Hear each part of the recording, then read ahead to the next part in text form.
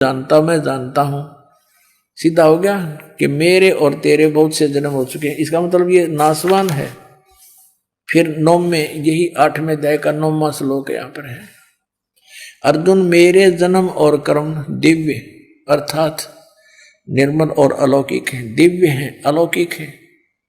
इस प्रकार जो मनुष्य तत्व से जानता है, जानने वाला शरीर को त्याग कर फिर जन्म को नहीं प्राप्त होता, किंतु मुझे ही प्राप्त होता है। अब यहां भी इन्होंने अपने हिसाब से बताया कि उनका पुनर्जन्म होता है।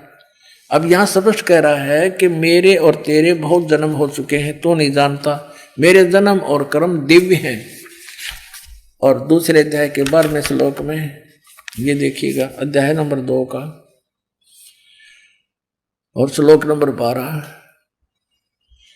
न तो ऐसा ही है कि मैं किसी काल में नहीं था, अथवा तू नहीं था, अथवा ये राजा लोग नहीं थे जो सेना सामने खड़ी है, और न ही ऐसा ही है कि इससे आगे हम सब नहीं रहेंगे।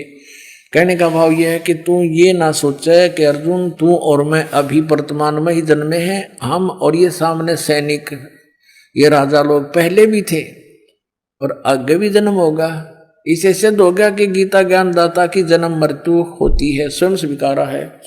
और ये दूसरे अध्याय के 17वें श्लोक में कह रहा है कि अविनाशी तो उसको जान, खुद कह रहा है गीता ज्ञानदाता। और ये ब्रह्म बोल रहा है, ये भी कंसेप्ट क्लियर हो गया। नाश रहित यानी अविनाशी